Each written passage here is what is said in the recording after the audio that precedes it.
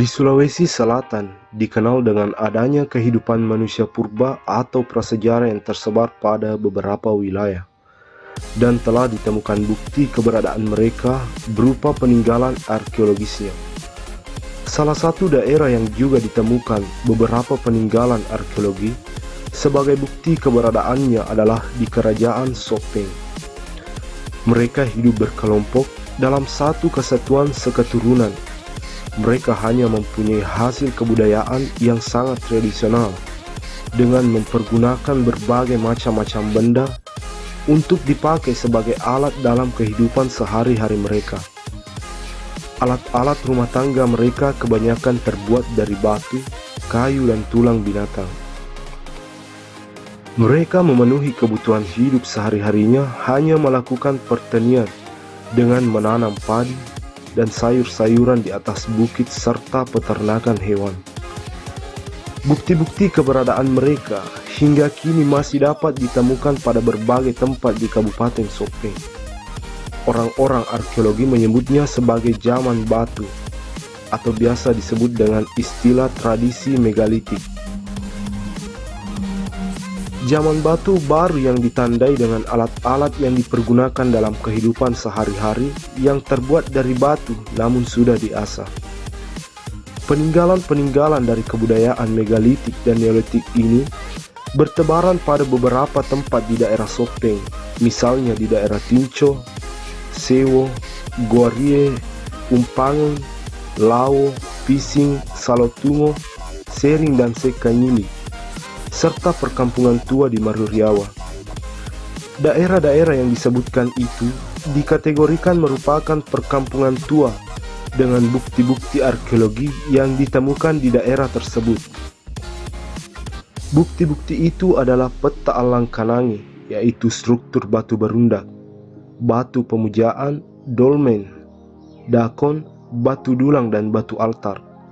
Selain itu, juga ditemukan tinggalan arkeologi berupa batu bergambar, batu temu galang, fragmen tembikar dan tulang binatang, serta lumpang batu.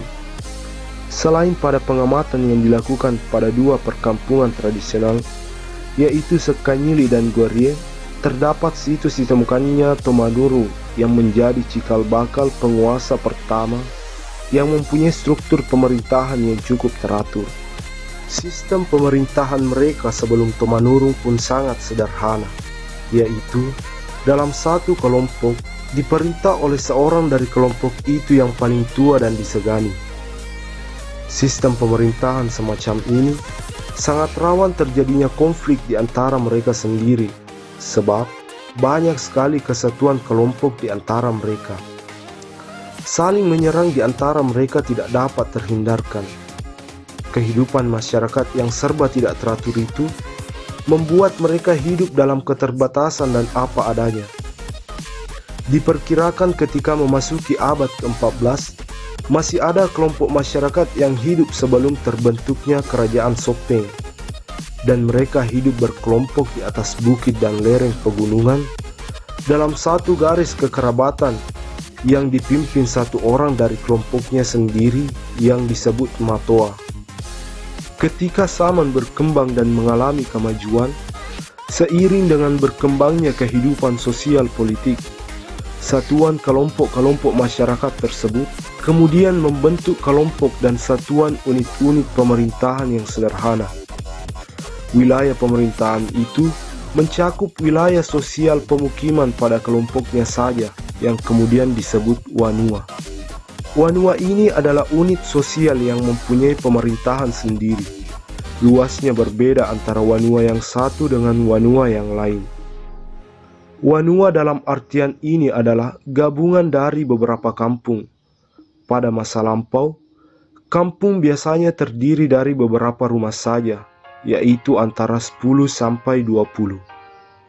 Pada satu Wanua, biasanya terdapat satu tempat keramat yang biasa disebut pos tanah, dan juga terdapat pohon beringin yang besar dan kadang-kadang dijadikan sebagai tempat pemujaan atau saukang. Wanua-wanua yang ada di Sopeng sebelum terbentuknya Kerajaan Sopeng Berdasarkan tradisi lokal menyebutkan sedikitnya sekitar 60 wanua yang dipimpin oleh seorang matoa. Sebaran peninggalan situs-situs prasejarah pada masa awal yang ada di daerah Sopeng tersebar pada beberapa wilayah, terutama pada sepanjang aliran sungai Purba Walannai. Penelitian terbaru di wilayah Talepu, yaitu satu wilayah hunian yang berada di lembah Walannai, menyimpulkan bahwa temuan berupa fosil gigi pada lapisan sedalam 12 meter yang dianggap bukti tertua eksistensi diperoleh dari wilayah Sopeng memberikan gambaran bahwa sangat memungkinkan Sulawesi Selatan adalah merupakan jembatan antara Jawa dan Flores sebelum kehadiran manusia modern di Sulawesi Selatan pada 40.000 tahun yang lalu. Bahkan, masa lebih tua lagi juga ditemukan di situs Talepu Sopeng, yaitu zaman batu dengan teknologi pembuatan yang sangat sederhana.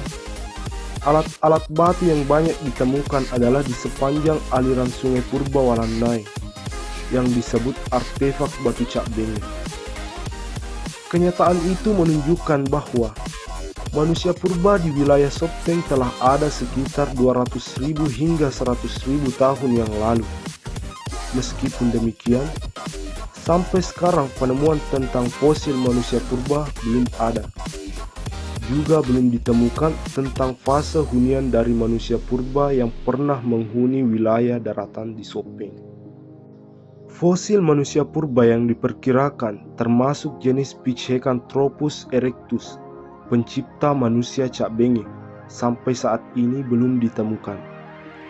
Hanya alat-alat batu yang dapat ditemukan, sehingga dapat memberikan gambaran kepada kita tentang bagaimana cara hidup mereka ketika berhadapan dengan alam sekitarnya. Dari gambaran itu menunjukkan bahwa dalam kenyataannya, di daerah Sopeng telah hidup manusia purba atau prasejarah yang dapat dibuktikan dari berbagai tinggalan yang ditemukan pada masa sekarang. Tinggalan-tinggalan itu berupa alat-alat batu yang dibuat secara sederhana sesuai dengan masanya. Masa itu mendahului masa 60 orang matoa yang merupakan peralihan ke masa Tomanuru.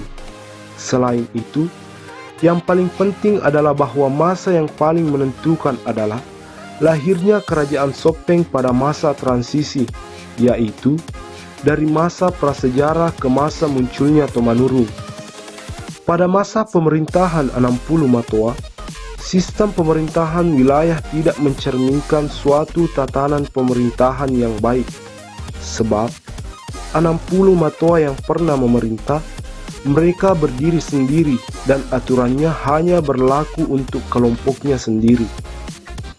Antara satu matoa dan matoa lainnya tidak tersinergi, sehingga terjadi ketidakseimbangan kehidupan karena yang kuat menguasai yang lemah, atau istilah politiknya Sianre Bale Taue.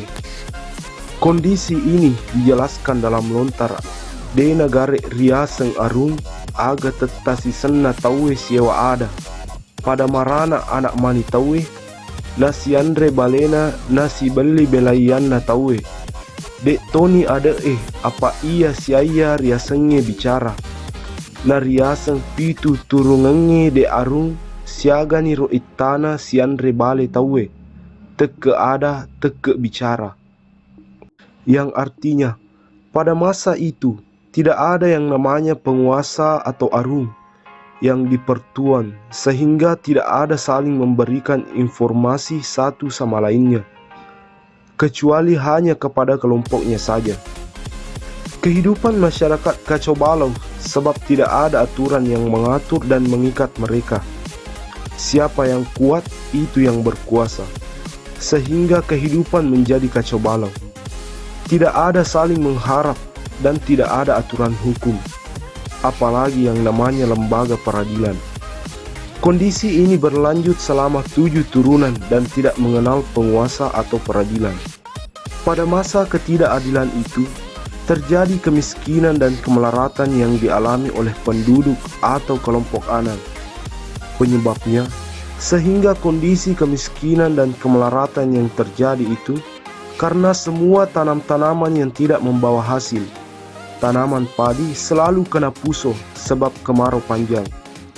Bahkan untuk bibit padi yang akan ditanam sudah tidak ada lagi. Masyarakat mau makan namun tidak ada bahan makanan yang dapat dimakan. Oleh sebab itu, terjadi peningkatan kejahatan yang dilakukan oleh masyarakat. Di mana-mana terjadi pencurian. Masyarakat sudah tidak kenal teman atau lawan. Yang penting dapat bertahan hidup dengan cara apapun. Realitas ini diperparah sebab tidak adanya hukum yang memayungi mereka. Tidak ada raja atau pemimpin yang dapat didengarkan nasihat dan perintahnya. Akibatnya, masyarakat berbuat semaunya karena ketiadaan pemimpin yang menjadi panutan selama bertahun-tahun lamanya. Kondisi kacau yang diibaratkan si Andre Bale Taue berlangsung cukup lama, yaitu diperkirakan berlangsung selama 7 pariama atau 7 turunan. Kondisi itulah yang mengakibatkan para pemimpin Anang menjadi risau, sebab masyarakat semakin sulit terkendali. Kehidupan para kelompok Anang yang berjumlah 60 itu harus mencari solusi. Dalam keadaan bingung, Tomanurung muncul untuk mendamaikan mereka yang sedang bertikai. Kehadiran Tomanurung merupakan sejarah tentang awal terbentuknya sistem pemerintahan baru, yaitu dari pemerintahan atau kekuasaan kelompok Anang ke kelompok persekutuan Anang yang lebih luas, yaitu kerajaan.